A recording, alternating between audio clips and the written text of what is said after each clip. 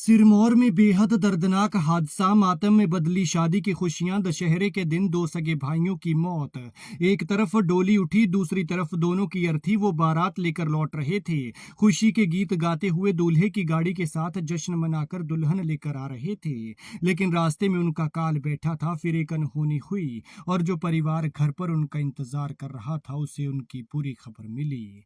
एक तरफ श्री राम की जीत का जश्न, दशहरा मनाने में मग्न पूरा देश, तो दूसरी तरफ यहां शादी के बीच मातम पसर गया। सड़क से छूटी गाड़ी सवारों समेत गहरी खाई में गिरी, इतना नीचे गई कि ऊपर से नजर भी नहीं आ रही थी। पलटती हुई गाड़ी के साथ वो नीचे तक चले गए, किसी को छिटकने का मौका तक नहीं लगा। फिर पहले तो किसी की भी हिम्मत नीचे जाने की नहीं हुई, लेकिन जब उतरे और घने जंगल में जाकर देखा तो दोनों भाई खत्म हो चुके थे और बाकियों का बुरा हाल था। 54 साल की वीरेंद्र और 55 साल के लीला दत्त, दोनों भाइयों ने भला कहाँ सोचा था कि जश्न मनाने के लिए ये उनकी आखिरी शादी होगी। किसने सोचा था कि शादी की खुशी में कुछ ऐसा भी हो सकता है। वो बारात के साथ जश्न मनाते हुए आ रहे थे और घर पर बहू के गृह प्रवेश की तैयारी चल रही थी।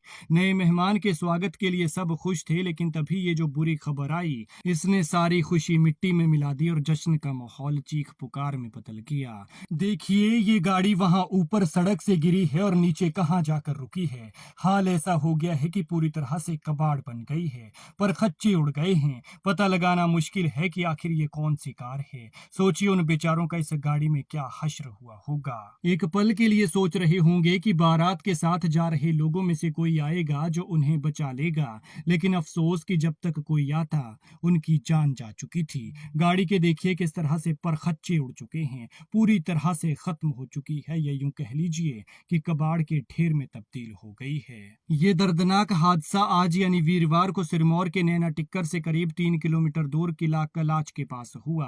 पच्छाद के ढंगियार से बारात सोलन के अर्की गई हुई थी। शादी की तमाम रस्मों के बाद दूल्हा दुल्हन को लेकर घर लौट रहा था। सब खुश थे, लेकिन उन्हें क्या पता था कि रास्ते में मौत उनका इंतजार कर रही है। तभी अचानक काल ने ऐसा झपट्टा मारा कि बारातियों से भरी हुई ये ऑल्टो कार अचानक बेकाबू हुई और पलक झपकते ही करीब 150 मीटर गहरी खाई में जा समाई।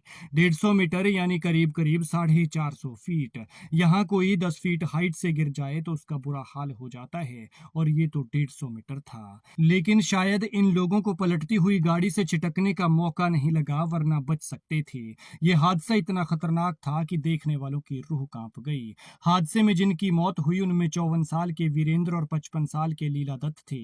बताया जा रहा है कि दोनों सगे भाई हैं। वहीं बाकी 3 सवार केशव राम, जयदेव और कमलदेव गंभीर रूप से घायल हो गए। हादसे की खबर मिलते ही चारों तरफ हड़कंप मच गया। स्थानीय लोगों को जैसे ही इसका पता चला तो तुरंत पुलिस को सूचित किया। फिर गाड़ी खाई में इतना नीचे गिरी थी कि लोगों को बाहर निकालते हुए सबके पसीने छूट गए।